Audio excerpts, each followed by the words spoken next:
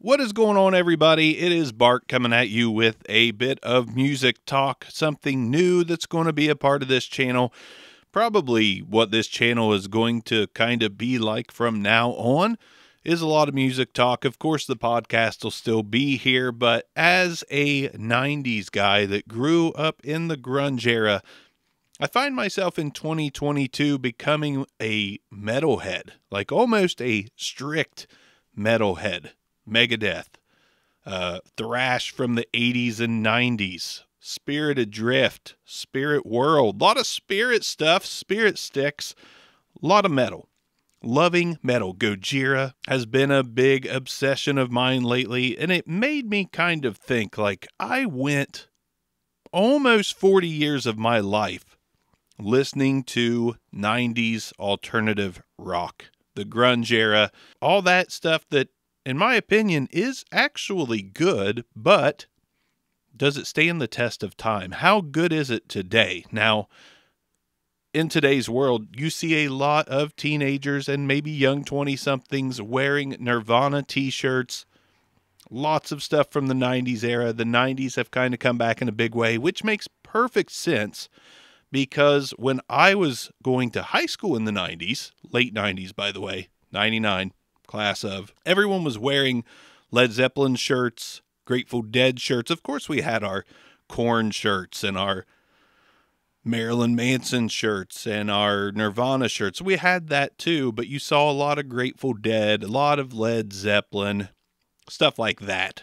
I don't know why Grateful Dead, because in high school to like the Grateful Dead when you're in the 90s, I always found that to be weird. I'm pretty sure it was just because of those fucking bears. 90% sure it was the bears' fault. Everyone wanted the gummy bear looking sons of bitches on their shirts. I was not one of those. I was a punk and grunge kid through and through. I digress. When thinking about that era and thinking about now that we're almost entering 2023, we are only a year or two from it being 30 years from grunge just plummeting into nu metal and Nickelback and stuff like that. So as we near 30 years away from grunge, kind of, when Kurt died in 94, that's when you started, 95, 96, you started seeing the more pop punk revival and the nu metal and the stuff like that was kind of becoming prominent. So grunge was on its way out. Creed was on its way in. But let's talk about the bands from the 90s, at least the ones that are most prominent in my eyes, and discover, in my opinion, if they are relevant still, if their music aged well. And I've got a few bonus things, like what album from the 90s, in my opinion, held up the best. Of all the bands I'm going to talk about here, what's that one album that, in my opinion, absolutely was ahead of its time and sounds absolutely amazing now? So these bands are in no particular order whatsoever.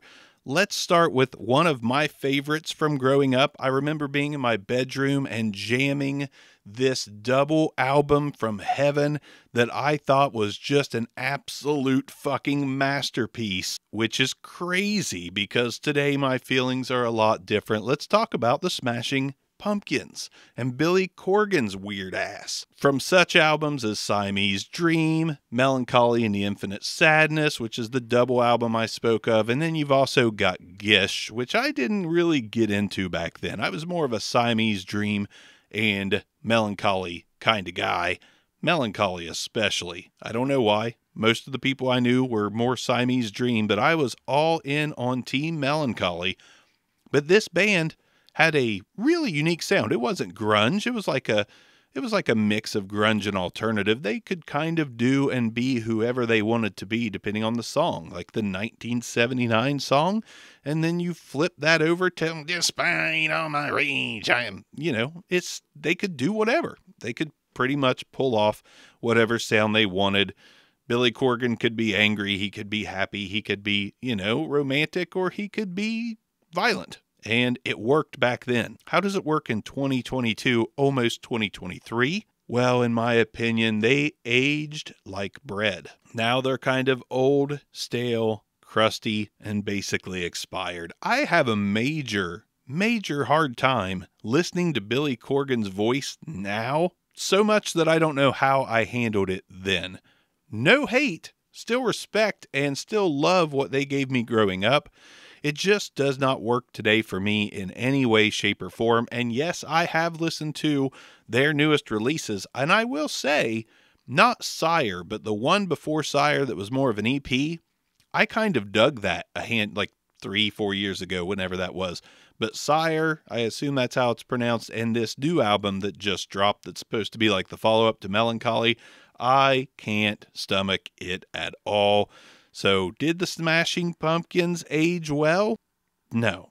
In my opinion, they fell harder than any other band on this list for me. Absolutely unlistenable today.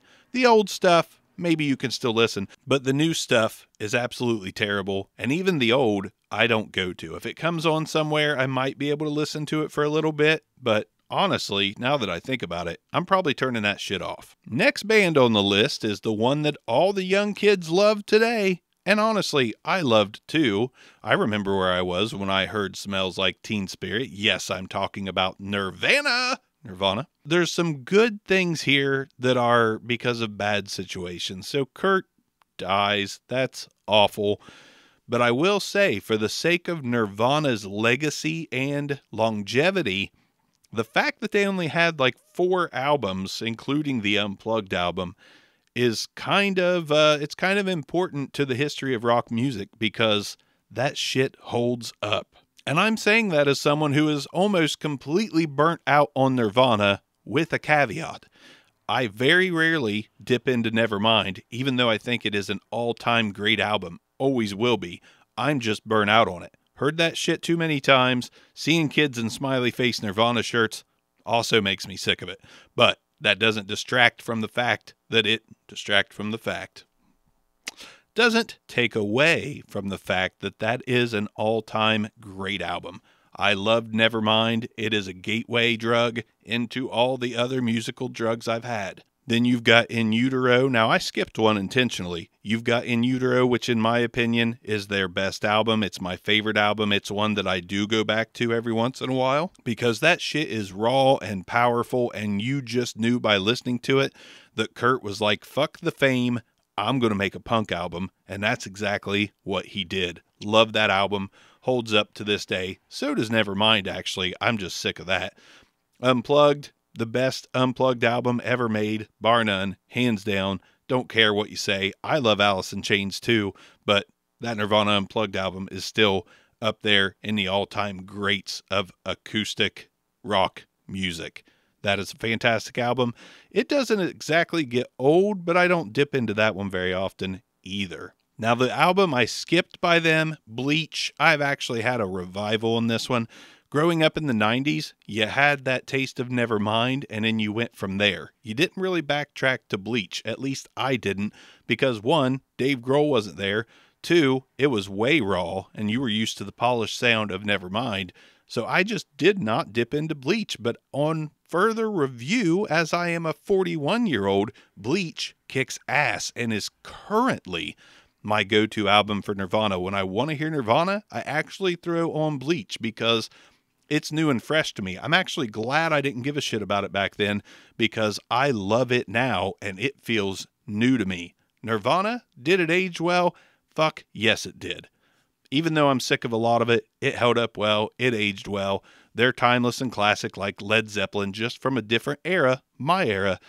Nirvana holds up through and through. I mentioned them a second ago, but the next band on this list is Alice in Chains. I love Alice in Chains, every album, everything, except for Man in the Box, because I'm just burnt out on that song.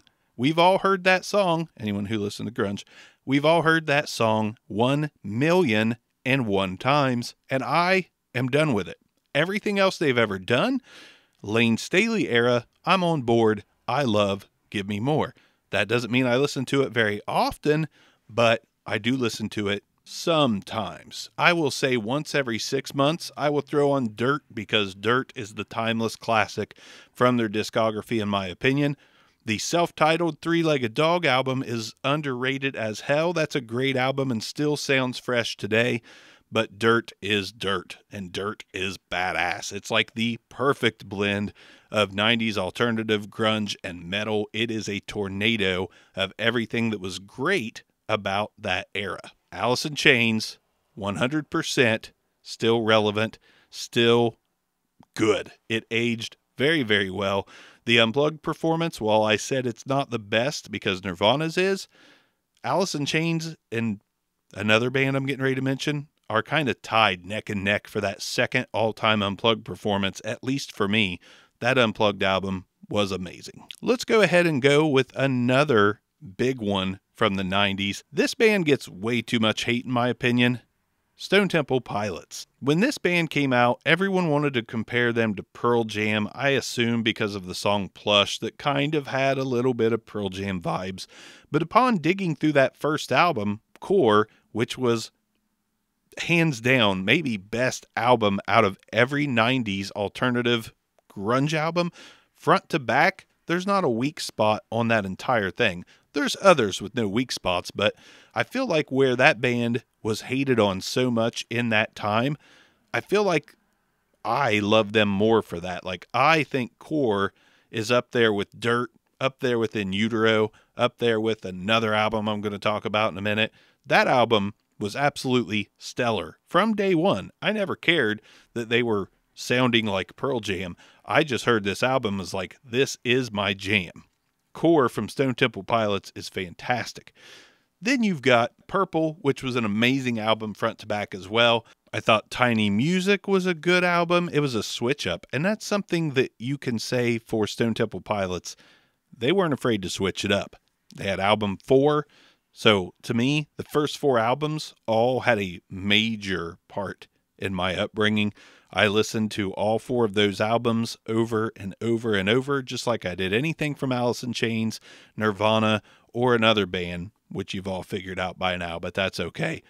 Stone Temple Pilots, they were sort of the David Bowie of the 90s alternative era, in my opinion. They were able to switch it up like no other and deliver stuff like Tiny Music, 4, which was harder, Core, which was fit perfectly in the times, and Purple, which was like the perfect follow-up to that. I feel like their first 4 albums, they did it all right. And Scott Weiland truly was a beast behind the mic. Did Stone Temple Pilots hold up well? Yes and no. They could have kind of gave us more.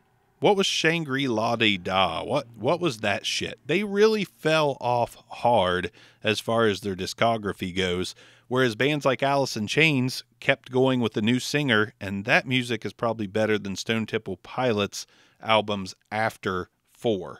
So I think those first 4 albums hold up pretty well today, and I still listen to them. Not often, but when I think about STP, Core, I kind of listen to once a year at least.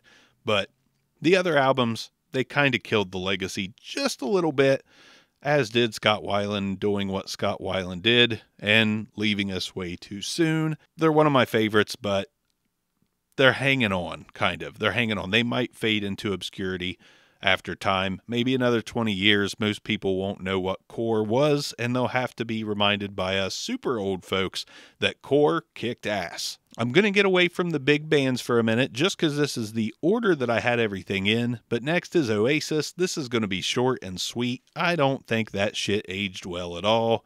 It sounds boring as hell to me. I don't really understand what the big deal about them was back then, especially when you did have bands that you could go back and listen to that were way better from the 60s and 70s.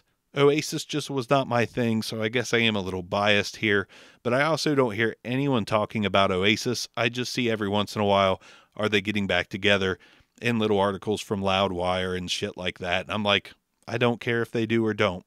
I did like Liam Gallagher's solo album that he came out with. His most recent one, Come On You Know, I think is what it's called. That was pretty good. And I pretty much like that album more than anything Oasis ever done. So to me, I think Oasis aged out. You don't see kids in Oasis shirts. They're in Nirvana shirts, Alice in Chains shirts, even Iron Maiden shirts. You don't see the Oasis shirts out there. Not a thing.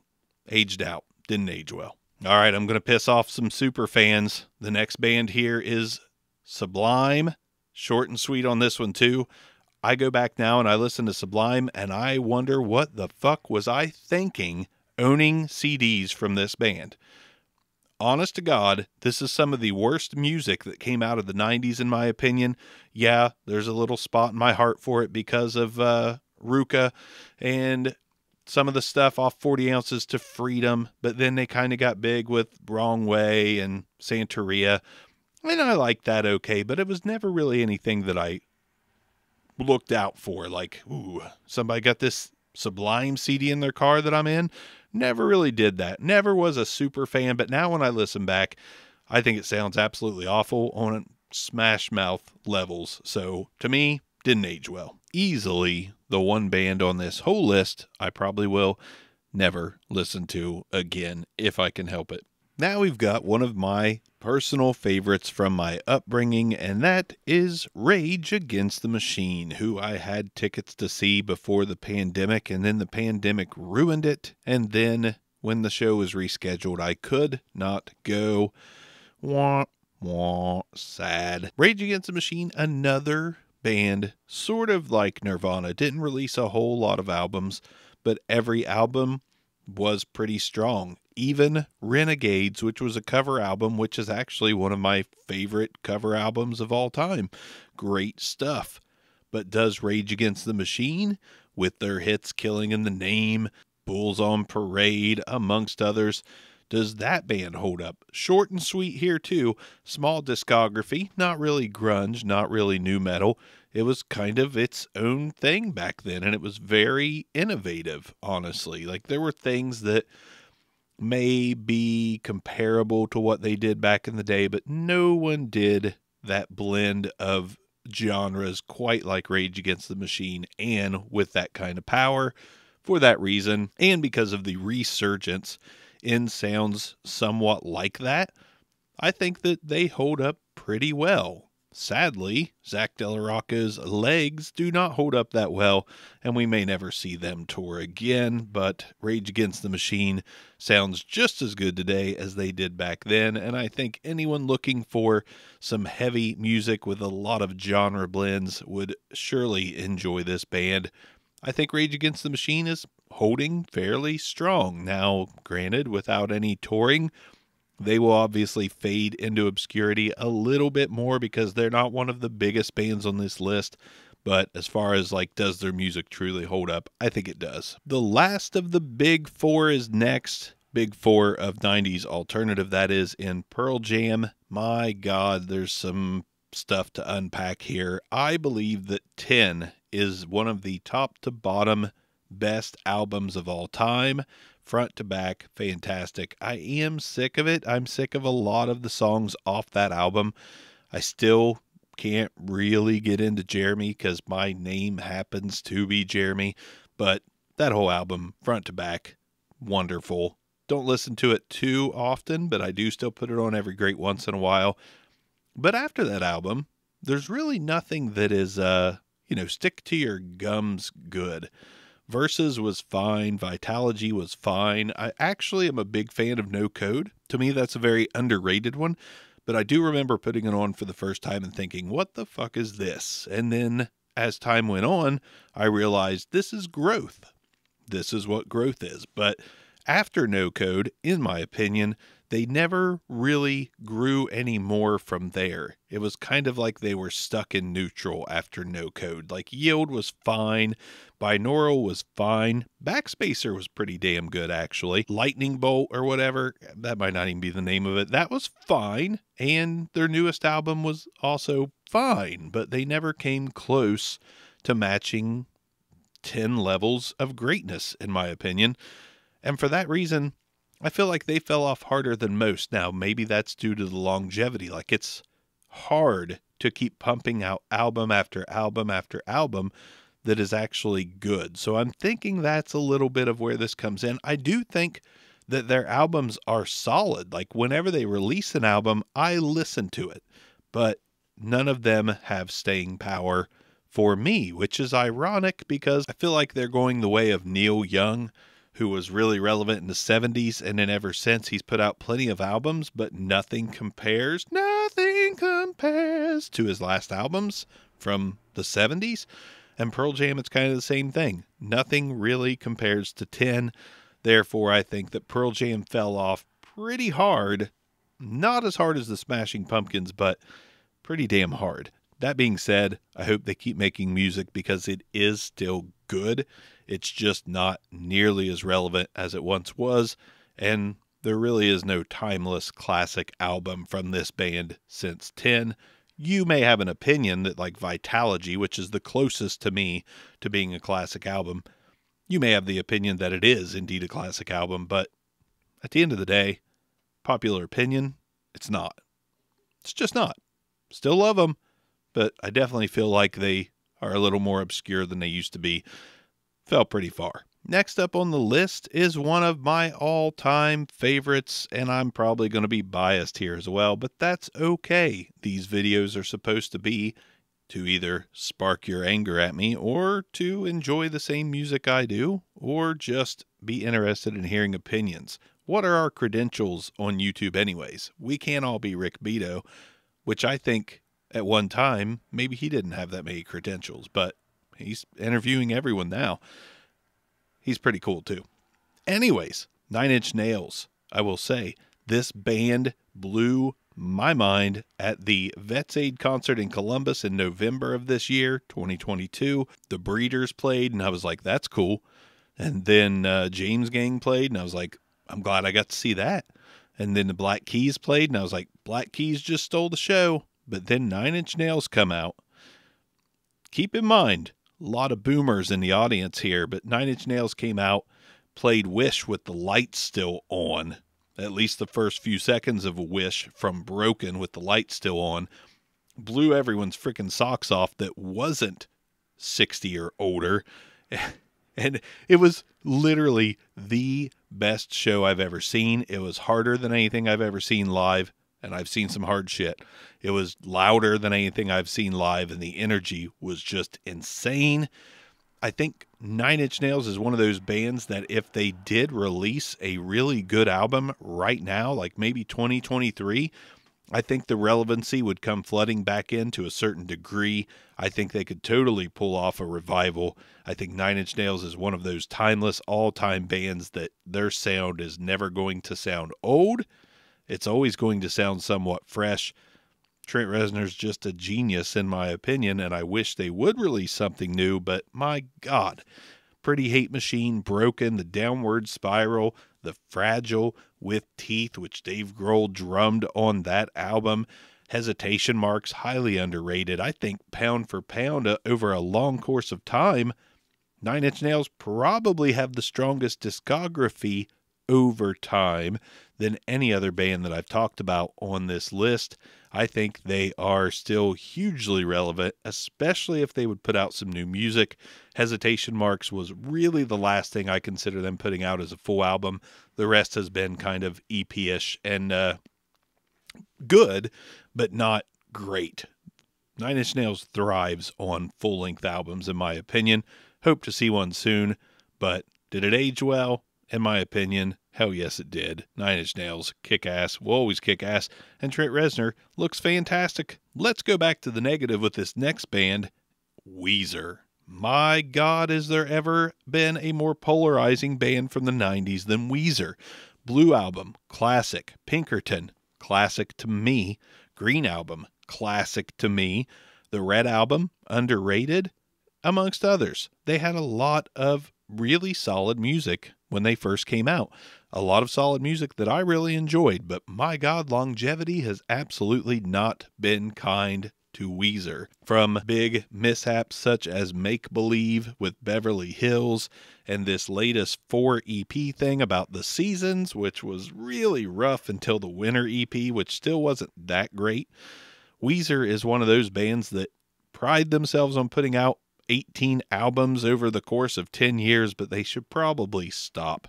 Quantity over quality is never a good measure of success, and I kind of just wish they'd quit releasing shit. It's just not getting any better. They hit sometimes. The Black Album, surprisingly underrated to me. I think that was kind of a fun, weird, modern album, and I think they kind of did what they set out to do and made an album that sounded like it was from the 20s, which is a weird thing for my old ass to be saying, but they're hit and miss. I mean, they're going to do what they want to do, and more power to them. Weezer fans, you know, you're getting everything you want. You're getting like 6 albums a year. It's all good. For me personally, though, didn't age well. Currently aging even worse the more they keep going. And I just kind of wish they'd slow it down for 5 years and then come out with an album. Maybe, you know, I don't know, the Sky Blue album, and just mix Pinkerton and the Blue album sound a little and just kind of surprise us a little bit. But currently, not aging well. I still love you, Weezer, but it's not working anymore. Next band on the list is another that I don't really dip back into very often, but I definitely highly appreciate, and that is Radiohead. From, okay, let's not even go from, because Pablo Honey's fine, The Benz is fine, that's all good, but OK Computer is where this really started to happen. It was an album unlike anything I had ever heard before, and I know that there's a lot of influences on that, but when a rock band goes to a computer and starts laying down a lot of digital aspects to their music for the first time in the 90s, the title of the album alone is just brilliant. They're like, you know what? We're not going to fight this anymore. Okay, computer, let's go and see what we can do. The results were fantastic. I thought Kid A was fantastic. Amnesiac was fantastic. Then they kind of just went away. Now, granted, the 2000s, early 2000s still worked out for this band in a great way, but relevant? I don't think so. Not much anymore. Maybe The Smile, which is, you know, a new bash of Radiohead and other bands. Maybe that will become relevant and keep carrying on, but unless Radiohead releases something, which they had the Burn Witch or whatever album, that was fine. Everything they release is fine, but I don't think we're ever going to hear another OK Computer or even Amnesiac for that matter. So I think Radiohead fading pretty fast, but I wouldn't say they're at Oasis levels quite yet. Still relevant to me in a minor way, but probably only old Radiohead fans at this point. I don't think the kids are wearing those shirts either. It's still the Smileys and the Alice in Chains and Iron Maiden shit. Last of the big four, Soundgarden.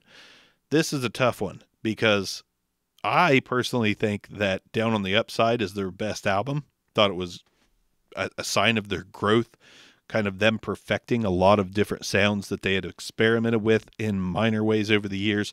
But Bad Motorfinger, Super Unknown, Down on the Upside, great freaking albums. That last album they released, the very last one, King Animal, I believe it was, I had a hard time listening to that, period. I even tried recently, and it still just didn't work out to me. But I think Soundgarden, for the most part, did not age that well. I think the music, as far as the big four goes of the alternative era, and STP for that matter, I think Soundgarden's the weakest of those.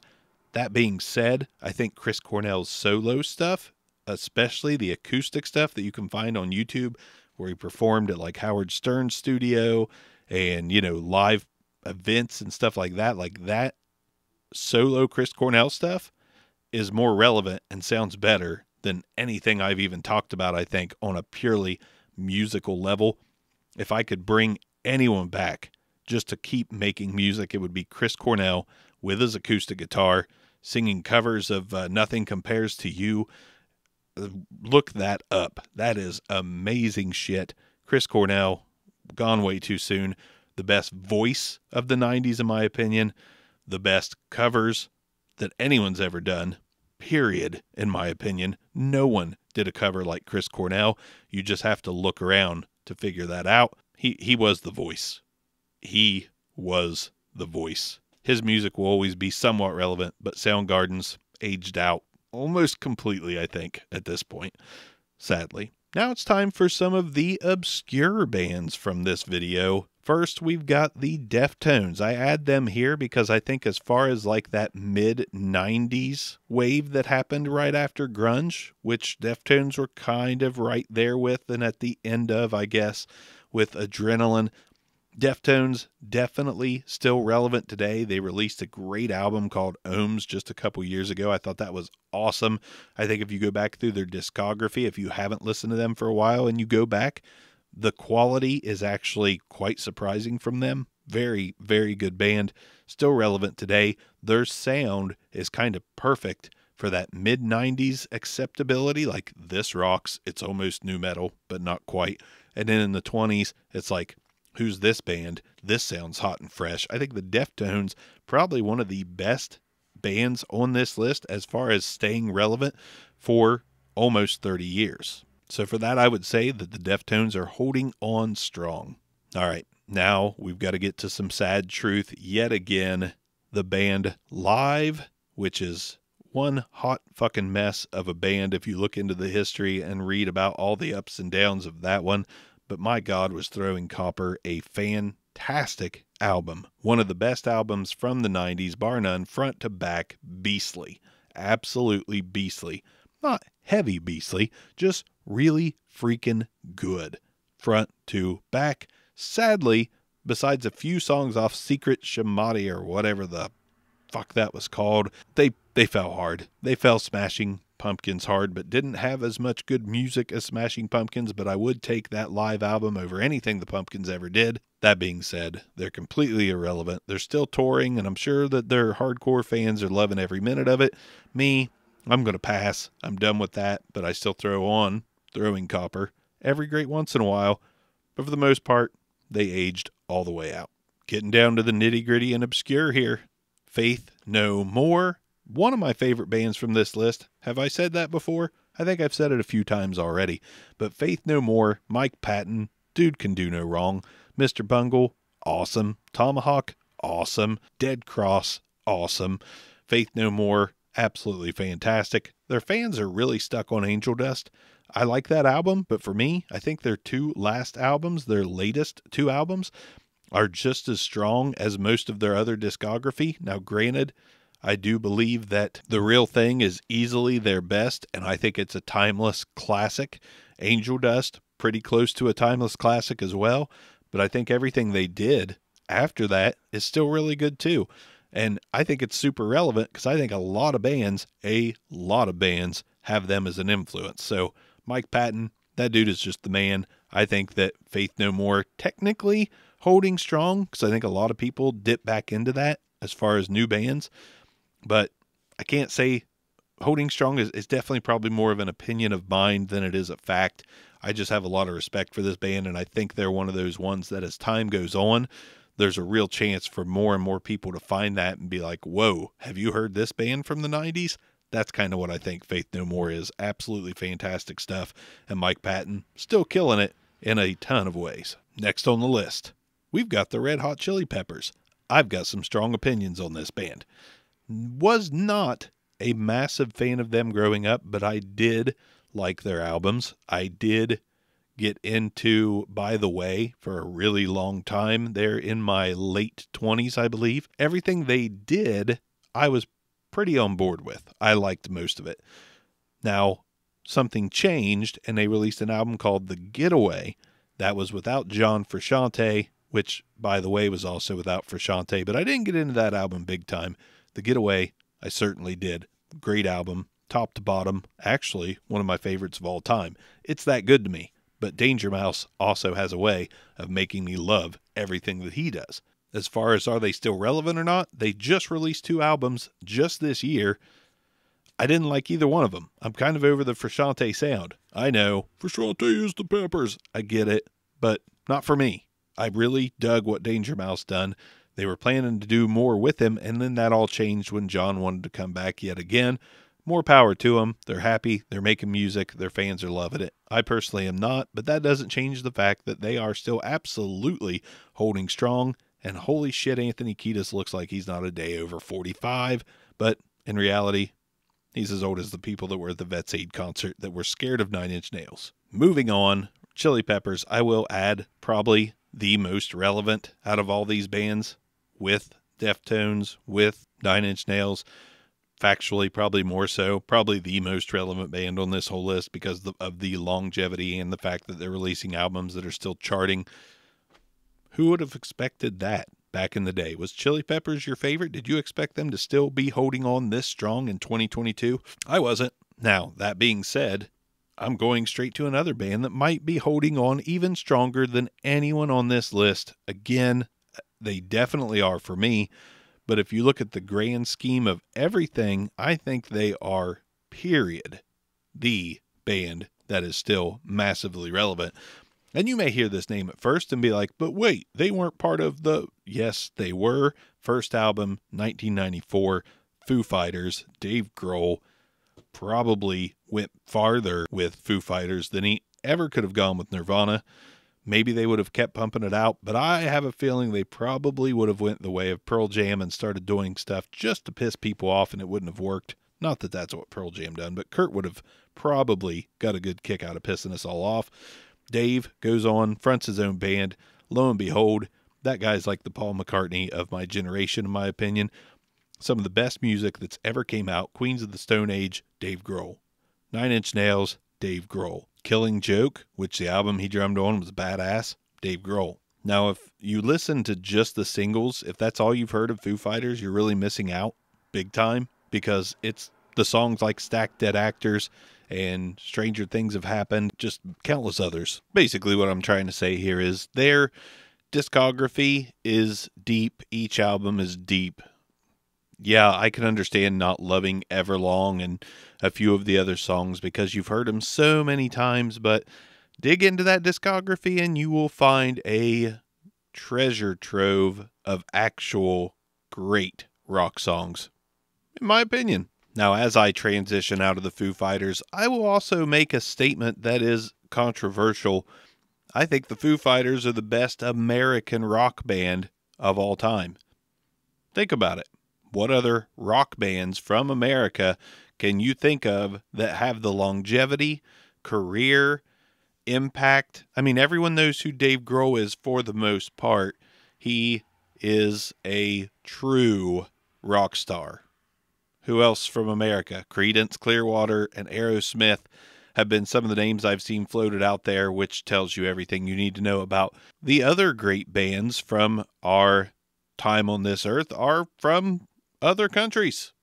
Foo Fighters, American #1. All right, so transitioning now, the next band I'm going to talk about is what probably is responsible for my later in life resurgence into metal, and that is Pantera, who is currently touring, which I will add, so what if it's not the original members? It's more of a tribute, and it's for fans of the music. Everyone wants to be upset about everything. If you don't like it, don't buy a ticket, don't go, don't watch online footage. Don't be a hypocrite. I personally think it's cool that Pantera is out there, at least half the band, trying to just give their fans one last little hurrah. Those guys are getting older. That's what these old guys do that have been in rock music for decades upon decades. They want to feel that excitement one more time. At least. Probably more. We'll have the last tour, then 10 years later, like, well, let's do it again. Now it's the last one, we promise. But Pantera, super influential on today's metal. That was probably one of the cleanest heavy things I had ever heard in my life back then, if that makes any sense. Cleanest heavy. Just heavy and clean. And I gotta say, after taking a dive back into Pantera recently, I think that holds up just as well as anything else I've spoke about so far. Granted, I don't think it gets listened to as much as a few of the other things I've talked about here, but Vulgar Display of Power, Far Beyond Driven, those albums are classic metal albums, and I think they will be referred to or looked back upon for a long time to come. Doesn't mean they'll be super popular. Probably not, but this concert series could help. Still relevant, still holding on, but by the tips of their fingers. John McClane style, hanging off a building. That's how they're holding on. Not that he did that. I just watched Die Hard last night. I don't think he did do that in the elevator shaft. All right, quickest one ever after Pantera, because it is 90s relevant, and she was 90s royalty. though it was more of just a flash in the pan in my opinion, but Alanis Morissette, you oughta know. That Alanis Morissette aged out. Completely aged out. Not her. Not saying these folks are old. Their music has aged out. It is no longer very relevant. I tried listening to the last album or two from Alanis Morissette. Couldn't do it. Just couldn't do it. I love her. I love the movie Dogma, and I love that she's in that movie. I love her Unplugged performance. Oh God, what is that song called? Unsomething. Unwritten? No, that's the best is to... Oh, it's gonna bug me. Uninvited. Uninvited, Unplugged, Alanis Morissette. Oh, just cuts me to the bone. That is a magical song. She had magical moments, and I am very happy that she had magical moments. I love her, but her music has officially aged out. Nobody's really looking to listen to some Alanis except for Alanis superfans. I'm almost kind of amazed I have this many bands on this list from the 90s. There's more. I mean, there's tons more. You could go like counting Crows, Black Crows, Crow's Nest, Crow's Feet, Crowbar, Four Non-Blondes. But next we're going to dive into the pop punk realm to see if this band is still relevant. Did it age well or not? And that is Blink 182. I know, lots of groans out there. But Blink 182 is probably the number 2 all-time pop punk band as far as popularity, relevance, and all that goes, next to Green Day. You just can't deny Blink 182 of their spot. It is what it is. They were massive. Everyone had at least heard a song off Enema of the State or seen the video of them running around naked. It was just that huge. Now, is Blink 182 still relevant today? I think the answer to that is a resounding yes. I mean, when you can go years without your founding guitar player, they switched to Matt Skiba from Alkaline Trio, one of my favorite bands from the 90s as well. And I think that was a resounding success, at least for me, maybe not for everyone, but it definitely was for me. I loved Blink with Matt Skiba, thought it was fantastic. I digress though. I think the reason that they are still relevant, and I'm going to call them relevant, and they're holding on strong actually, is the resurgence in pop punk to a lesser level than 90s alternative. But the fact that that is kind of a thing again, and the excitement around Tom DeLonge rejoining Blink, they released the song Edging. It was in the news a lot. When you see shit on the interweb news pages, that pretty much lets you know that it's at least somewhat relevant. Now, I don't have a lot of high hopes for this album coming out because I thought they did some of their best work ever with Skiba. Yeah, I know. I'm that guy. But I am still very interested to hear it, which means still relevant. And it's holding on. And they still have captivated not only their fans, but people that grew up in that era are still at least marginally interested in what this band is doing. So I would say that it has aged okay. I can go back on the self-titled album, and I think it sounds really good. That was a magical album, in my opinion. Some of the Enema of the State and the really pop-punk stuff does not hold up well to me, but the fact that this band still has people giving a shit what they're doing, I can't really come to any other conclusion other than it's aged pretty well, and it's holding on so far. I mentioned them right before. I should have probably done Green Day first, but it's time to talk about Green Day. Green Day, a band that defied all the norms of pop punk before pop punk was even a norm. Green Day was massive. Dookie, Insomniac, Nimrod, Warning, the Trio album, which is pretty universally hated for the most part. American Idiot is one of the biggest albums of all time, whether you like it or not. Even Stephen King burned the plastic off of that one. It is just one of those things, whether you love or hate the sound. Green Day was undeniably huge. Are they huge now? No. Father of All Motherfuckers hurt that a little bit. That album was fine, in my opinion, but nobody really liked it besides me, and I didn't like it enough to put it in like the top half of their discography. I just thought it was a fine progression from that band to sort of transition into what was kind of a pinup punk pop sound, if that makes any sense. But it depends on what they do from here. They're going to go down as like the biggest pop punk band of all time. I don't think anyone can even begin to take that crown, which means they're always going to be somewhat relevant. And the music actually did age fairly well, because there is a hard, like almost pure punk Green Day sound out there, and a pop punk and a radio Green Day. There's a lot to choose from. They were kind of smart to switch it up so many times, just on the scale of heavy to soft. That way they always had something that could keep them fairly relevant. All they have to do is release a really solid album, and Green Day's right back there. I think they're hanging on. The music aged pretty well, probably as well as any pop punk band could at this point. So kudos to Green Day for that. I'm down now to the last two bands on the list. This is going to be one hell of a long video, one hell of a terrible edit. I'm scared. But Tool has been my favorite band for as long as I can remember, which I do remember being a young church boy and hearing Tool and loving it, but the lyrical content made me nervous because I was a church boy.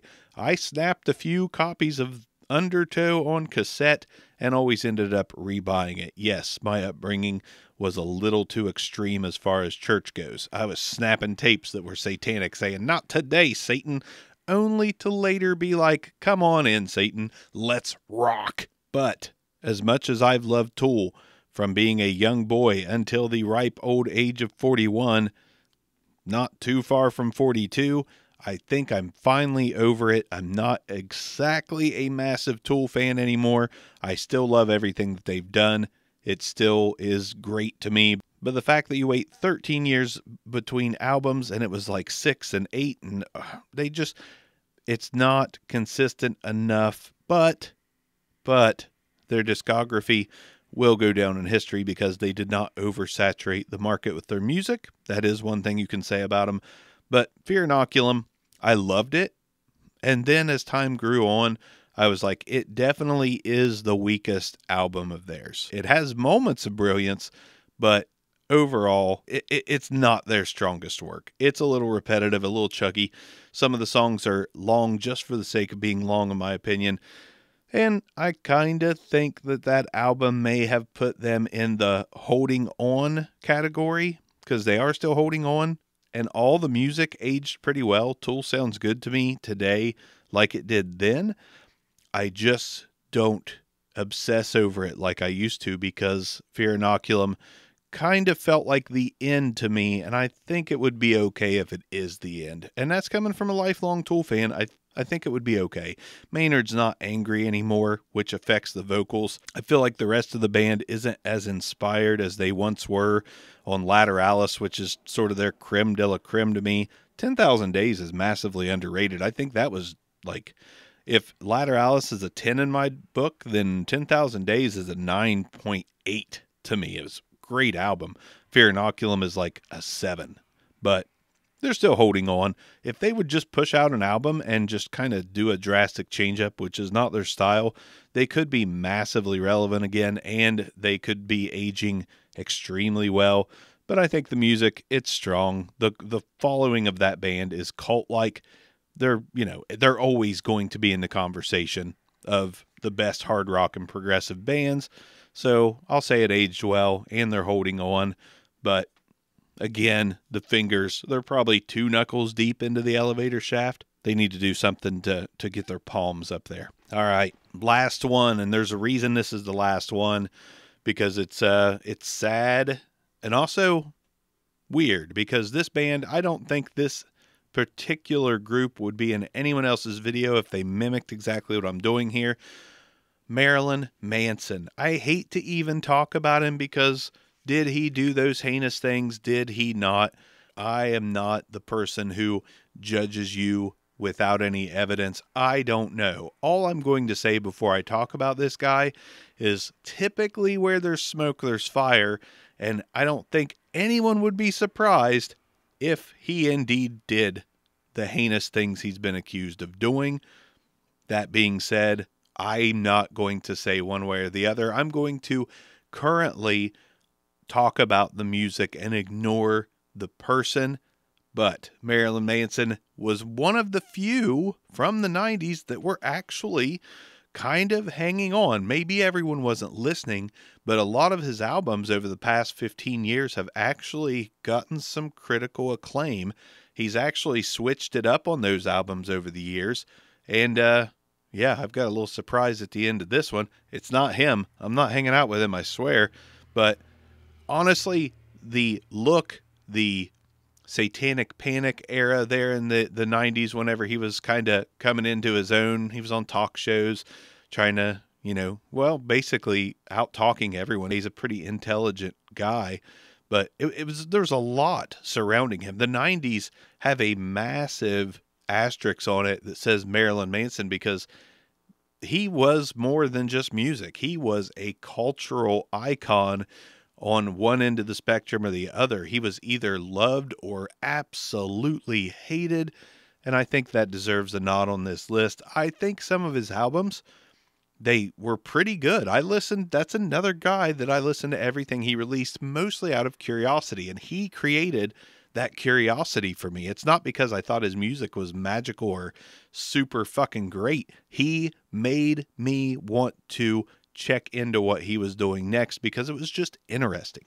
Lo and behold, some of that stuff was good. The last album he released, which was We Are Chaos with Shooter Jennings, that was pretty damn good. And the few albums before that.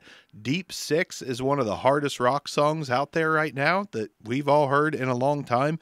If you haven't heard it, put it on. If you're, can overlook the accusations, maybe listen to that song and find out that it's a true banger. Now, the reason I talk about Manson, like, he will fade into obscurity because of these accusations or the fact that he did something. He will absolutely fade into obscurity, no doubt about it.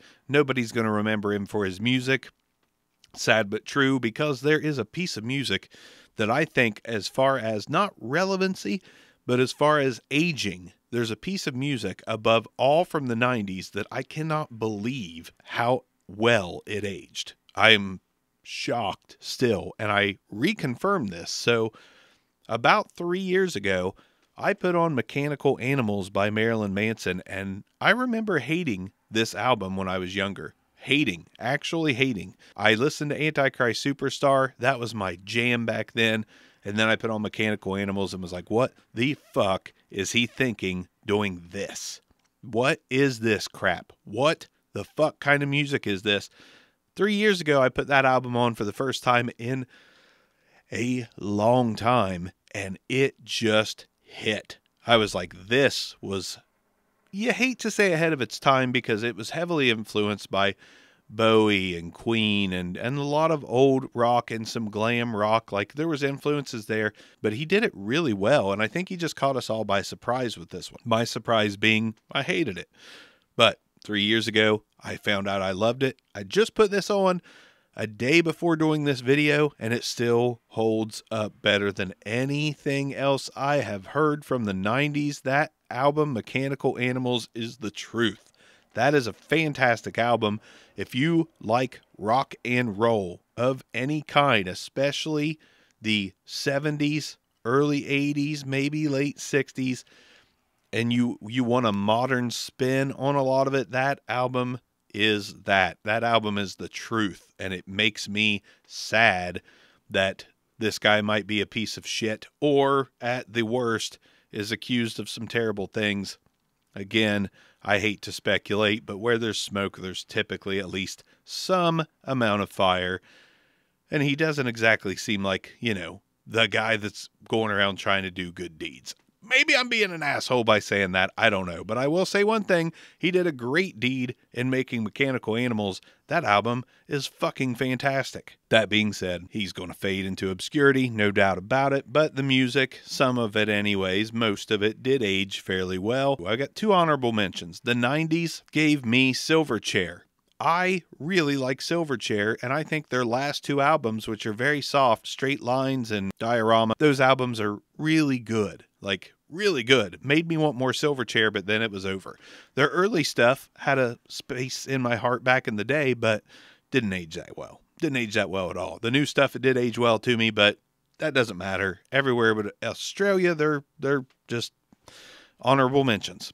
They're just an honorable mention. Just wanted to shout them out. And Incubus had their moment in the sun. That faded. They're gone. Aged out. Obscurity. Just want to throw them out there because Incubus I saw in concert and it was awesome. They played Tenacious D songs on a couch with acoustic guitars.